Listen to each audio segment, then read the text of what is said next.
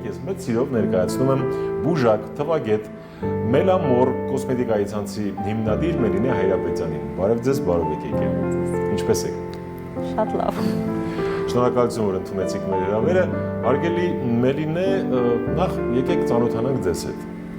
Դուք չափազանց հետաքրքիր գործեր ունեք, եւ բուժումներ, եւ արված աշխատանք, բայց շատերը ձեզ չեն ճանաչում։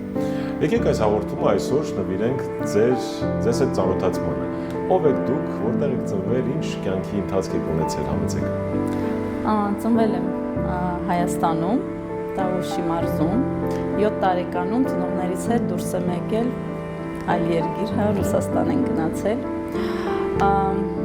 Ասենց ասած սովորական, ապրել դպրոց, ոչ մի տենց հատկություններով չեմ տարբերվել ուրիշներից, ու այսպիսի 2013 թվականին մայրս էր հիվանդ ու սկսեցի մտածել ոնց կարամ օգնեմ, քանի որ բժիշկները ոչ բավականին բուժում կարում էին անեն, անգամ որոշվել էր, որ կարան ոտքը հեռացնեն ու ես միշտ Աստծուն հավատացել եմ,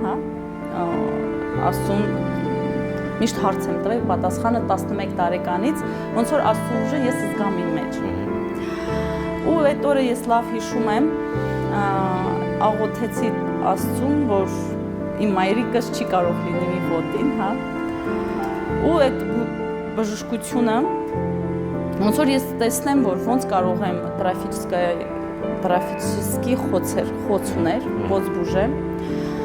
ու ստացվեց իմ մոտ, ու այդտեղից սկսվեց, որ արդեն մարդիկ կամանցից սկսեցին գալ բժշկության։ Ես մեր սումների, մեթոդների միջոցով ողնաշարներ էի ուղում, երեխաները, որ ծնվում են, ասենք, վիզը բան ծուրա լինում, ու այդպիսի կամանց